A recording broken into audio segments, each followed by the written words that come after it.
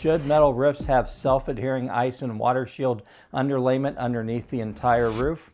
I'm Todd Miller with Isaiah Industries, longtime manufacturer of metal roofing. I am here with another metal roofing education and insights video for architects and contractors. So, interesting history on this. When the self-adhering ice and water shield underlayments were first developed, the manufacturers of those products actually said, do not put it on the entire roof. And one of their big concerns with putting it on the entire roof was how it would basically seal that structure up like a terrarium so that water vapor could not drive out through the roof deck or the roof system at all. And so they were concerned about condensation. Someplace along the lines, they discovered that, gee whiz, people would like to use this on the entire roof. So they didn't really change their products, but they suddenly said, sure, go ahead and put it on the whole roof. But they would carry a big disclaimer, make sure it's a properly vented structure, make sure it's vented per code.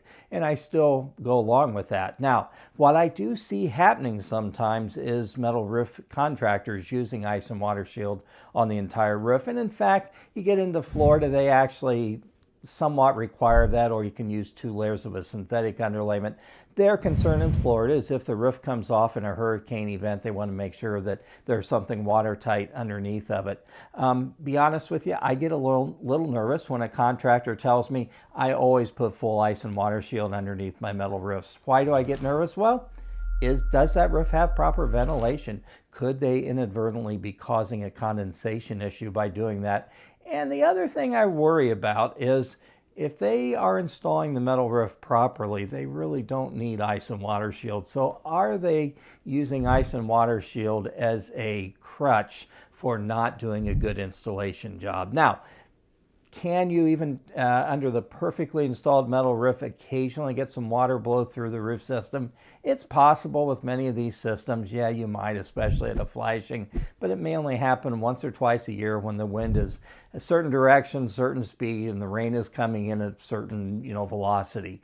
But generally speaking, a properly installed metal roof really should not need ice and water shield under the whole roof. Now, you obviously have to use ice and water shield where required by code, and make sure if you do use ice and water shield beneath a metal roof, use a smooth surface, high temp ice and water shield, not a granulated or sanded surface product that might rub against the back of the metal panels. I'm Todd Miller. Look me up on LinkedIn, Todd Miller, Metal Roofing Expert. Drop me an email anytime, todd.miller@isaiahindustries.com.